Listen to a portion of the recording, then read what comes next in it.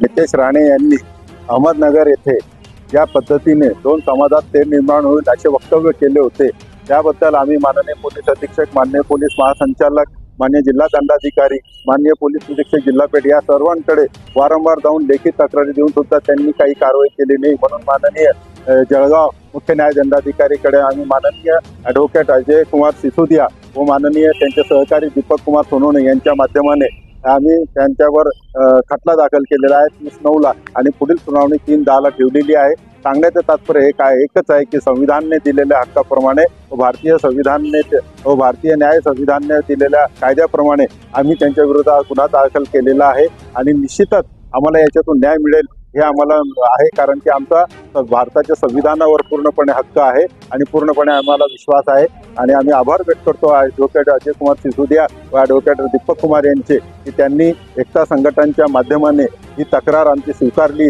आणि माननीय न्यायालयाला त्यांनी ती सादर केलेली आहे आणि निश्चितच 3 तारखेला जो युक्तिवाद होईल त्याच्यात निश्चितपणे ती आमची बाजू मांडतील आणि न्यायालय योग्य तो निर्णय घेईल। धन्यवाद।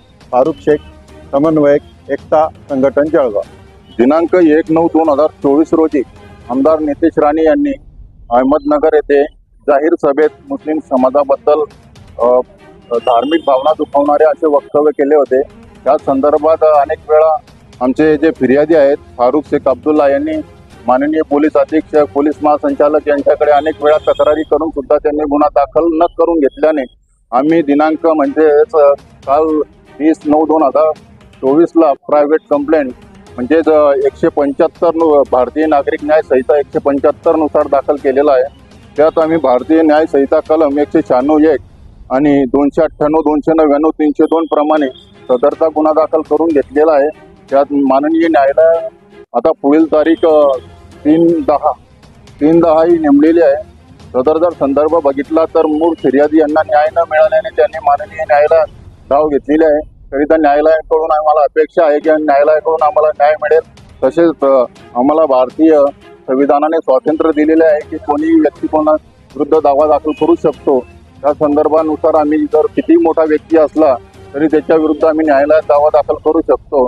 करिता आम्ही सदरचा दावा दाखल केलेला आहे। जळगाव येथील चीफ ज्युडिशियल मॅजिस्ट्रेट यांच्या कोर्टामध्ये फिर्यादी फारुख शेख अब्दुल्ला यांनी फौजदारी खटला नंबर 783/24 हा आमदार निलेश राणे यांच्या विरुद्ध त्यांनी जे